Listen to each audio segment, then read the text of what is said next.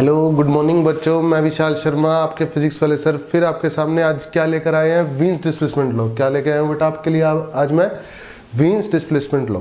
ठीक है, इसको पढ़ते हैं। चलो, वीन्स डिस्प्लेसमेंट लॉ क्या होता है, फटाफट पेन कॉपी निकाल लो। आज स्टार्ट करेंगे वीन्स डिस्प्लेसमेंट लॉ। 3 बार बोल दिया मैंने, है ना। चलो देखो होता क्या है बेटा, मैं आपको पहले डिटेल में समझाता हूँ कि कहानी है क्या। ये बॉडी थी, ये सराउंडिंग था।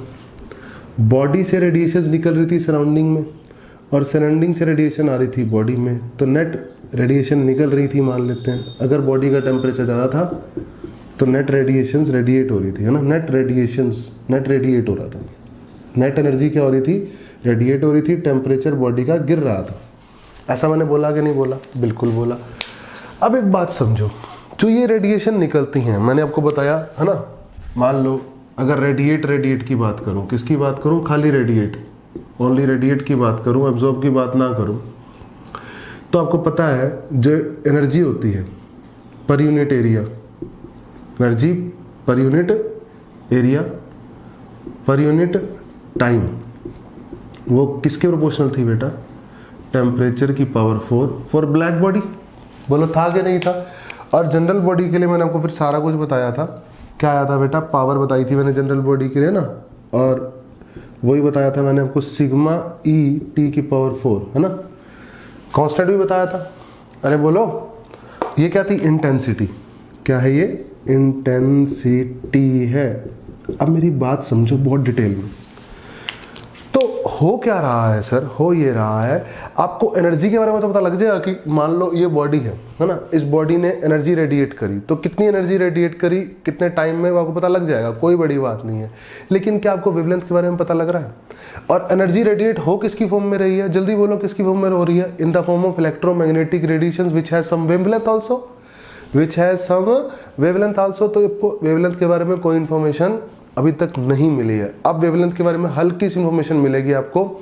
और वेवलेंथ, अच्छा जो ये इंटेंसिटी है ये डिस्ट्रीब्यूट है बेटा वाइड रेंज में ऑफ वेवलेंथ, है ना। इंटेंसिटी डिस्ट्रीब्यूट है on wide range of wavelength, मतलब हर टाइप का वेवलेंथ निकलेगा। हर टाइप का क्या निकलेगा बेटा, वेवलेंथ निकलेगा। और जो डिस्ट्रीब्यूशन है ना, एक बात और बता दूं, वो नॉन यूनिफॉर्म भी है। लिख लेना, वाइड रेंज ऑफ वेवलेंथ पर डिस्ट्रीब्यूशन है और डिस्ट्रीब्यूशन वेवलेंथ है क्या है सर, नॉन यूनिफॉर्म है। ठीक है। अब नॉन यूनिफॉर्म है तो पढ़ेंगे कैसे, उसको पढ़ने का तरीका है स्पेक्ट्रल एमिटेंस। क्या पढ़ने का तरीका है, जल्दी जल्दी बोलो, स्पेक्ट्रल एमिटेंस। चलो स्टार्ट करते हैं। ठीक है, अब देखो इसको, इतना नोट कर लिया, फटाफट स्क्रीनशॉट ले लो, फिर मैं ढंग से बताता हूँ वो क्या कहना चाह रहा हूँ। ठीक है, टेंशन ना लिया करो यार, टेंशन लेने लगते हो छोटी छोटी बातों, है ना। तो स्पेक्ट्रल एमिटेंस के बारे में बता रहा हूँ, स्पेक्ट्रल एमिटेंस। ठीक है बेटा, ये है ई लैम्डा, ई लैम्डा। ठीक है क्या ये, एनर्जी पर यूनिट वेवलेंथ। क्या है, एनर्जी पर यूनिट वेवलेंथ। अब मैं आपको बोल रहा हूं बेटा, ध्यान से देखो, मैक्सवेल ने ग्राफ प्लॉट किया तो ई लैम्डा वर्सेस लैम्डा ग्राफ आया। वाई एक्सिस पे कौन है, ई लैम्डा अकॉर्डिंग टू मैक्सवेल, और एक्स एक्सिस पे कौन है, वेवलेंथ। तो ग्राफ कुछ ऐसा आया बेटा, है ना। मैक्सवेल ने ग्राफ प्लॉट किया, है ना। प्रोबेबिलिटी डिस्ट्रीब्यूशन कर्व भी है, कोई दिक्कत नहीं है, ऐसा ही होता है वो भी। खैर ज्यादा टेंशन लेने की जरूरत नहीं है, उसको छोड़ो आप। तो मैक्सवेल ने ये ग्राफ प्लॉट किया। अब ये ग्राफ कहता क्या है, ये ग्राफ ये कहता है, जैसे मान लो कि डी लैम्डा का मतलब क्या है, डी लैम्डा का मतलब है, मान लो 0 से लेकर, यहां से अगर देखें 0 से लेकर इनफाइनाइट वेवलेंथ, इनफाइनाइट ऑर्डर की वेवलेंथ तक क्या निकल रही है, रेडिएशंस निकल रही है कि नहीं निकल रही है, बिल्कुल निकल रही है। तो कुछ 1000 से 2000 एंगस्ट्रॉम वाली भी होंगी, कुछ 2000 से 2500 एंगस्ट्रॉम वाली भी होंगी, है ना। तो मान लेते हैं 2000 से 2500 एंगस्ट्रॉम वाली वेवलेंथ जो निकल रही है, रेडिएशंस निकल रही हैं, कौन कौन सी, कहां सी, कौन कौन सी काउंट कर रहा हूं, जल्दी बोलो। 2000 एंगस्ट्रॉम से 2500 एंगस्ट्रॉम तक की जो वेवलेंथ निकल रही है, दैट इज डी लैम्डा। बहुत छोटा नंबर है, 500 एंगस्ट्रॉम चेंज है ना। 2000 एंगस्ट्रॉम से 2500 एंगस्ट्रॉम में चेंज कितना है, 500 एंगस्ट्रॉम। कितना, 500 एंगस्ट्रॉम। जबकि एक्चुअली में बच्चा कितना है, 0 से लेकर इनफाइनाइट तक वेवलेंथ डिस्ट्रीब्यूट है। समझ में आ रही है मेरी बात। तो 500 एंगस्ट्रॉम इस छोटा नंबर, यानी 2000 एंगस्ट्रॉम से 2500 एंगस्ट्रॉम तक की वेवलेंथ जो निकल रही हैं, उनके पास जो एनर्जी है वो डी है। कि टोटल एनर्जी कितनी है उनके पास, डी। बोलो समझ में आया कि नहीं आया। डी क्या है, जो डी लैम्डा वेवलेंथ के कॉरस्पॉन्डिंग एनर्जी है, है ना, वो डी है। और उनका रेशो क्या है, स्पेक्ट्रल एमिटेंस है। बोलो मजा आया।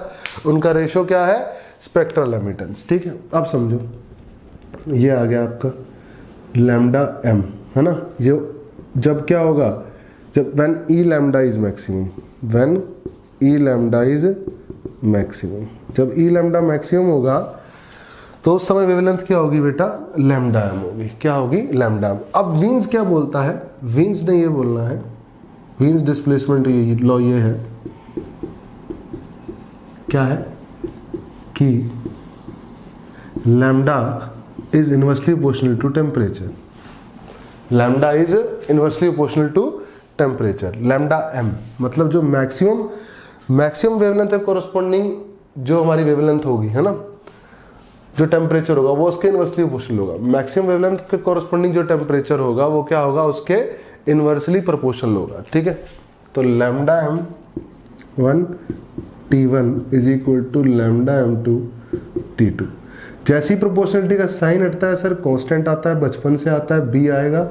B is Wien's constant. B क्या है मेरे बच्चे, वीन्स कांस्टेंट है, और इसकी वैल्यू है कुछ फिक्स 2.89 इंटू 10 की पावर 3, है ना। और यूनिट बनेगी, यूनिट क्या बनेगी, शाबाश शाबाश, ये बनेगा मीटर और ये बनेगा केल्विन, मीटर केल्विन। ठीक है सर, 2.89 इंटू 10 की पावर 3 मीटर केल्विन इसकी यूनिट बनेगी। एक रेले नाम के साइंटिस्ट है, याद करने वाला ही है थोड़ा सा, ठीक है ना। ये समझ में आया कि नहीं आया। अच्छा, आपको ऐसे क्वेश्चन कैसे पूछेगा वो भी बता देता हूँ मैं। जैसे मान लो ये बोला, एक ये है, ये दो कर्व है, ये टेम्परेचर यहाँ पर कितना है, T1 है, और यहाँ लैम्डा M1 है, और ये टेम्परेचर कितना है, T2 है, ये कितना है, लैम्डा M2 है। तो आपसे बोलेगा फाइंड कौन सा टेम्परेचर बड़ा है, T1 बड़ा है T2 से या T2 बड़ा है T1 से। अब आप एक बात बताओ, which option is correct, which is false. आपको पता है जिसका वेवलेंथ बड़ा उसका टेम्परेचर छोटा, तो वेवलेंथ दोनों में किसका बड़ा, इसका बड़ा, तो इसका टेम्परेचर क्या रहेगा, छोटा। तो T1 क्या रहेगा, बड़ा, और T2 क्या रहेगा, छोटा। बोलो आया समझ में। जिसका वेवलेंथ बड़ा उसका टेम्परेचर छोटा, उसका टेम्परेचर छोटा, ये कहता है वीन्स लॉ। अरे बोलो सही है, आया समझ में, बढ़िया से आया समझ में। स्पेक्ट्रल एमिटेंस वाई एक्सिस पर, किस पर, वाई एक्सिस पर। बोलो क्लियर है। D by D lambda, D क्या है, डी लैम्डा को वेवलेंथ के कोरस्पॉन्डिंग जो एनर्जी है, डी लैम्डा वेवलेंथ के कोरस्पॉन्डिंग जो एनर्जी है, दैट इज डी। बोलो क्लियर है, अच्छे से क्लियर है। एक छोटा सा पॉइंट और देख लो, रेले नाम के साइंटिस्ट ने भी कुछ बोला, उनकी बात भी सुन लेते हैं, है ना। उन्होंने भी कुछ काम किया है यार, ऐसा थोड़ा है ना, उनकी बात भी सुननी चाहिए।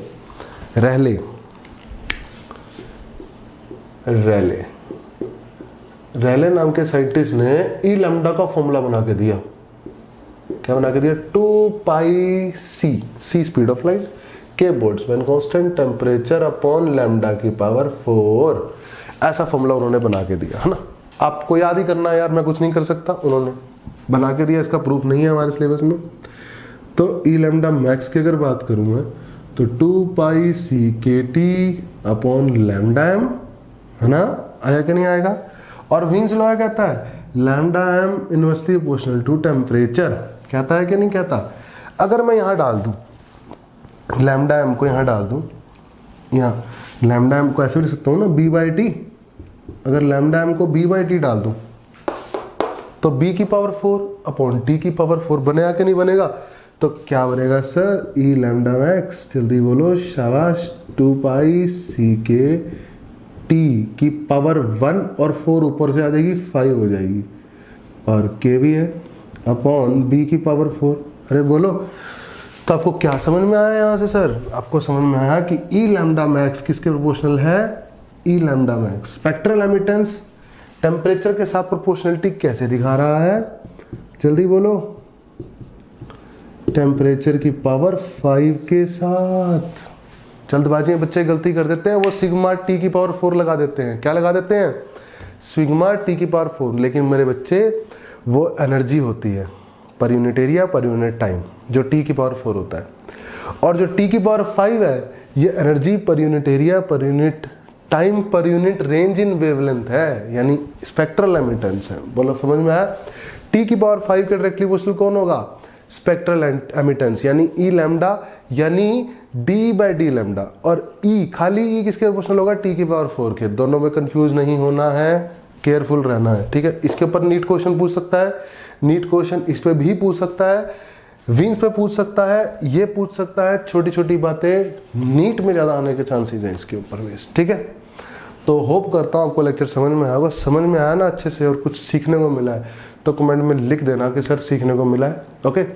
बाकी हम नेक्स्ट वीडियो में अब फिर आगे डिटेल में पढ़ेंगे, काफ़ी सारी चीज़ें पढ़ेंगे। तब तक के लिए take care, bye bye, love you all.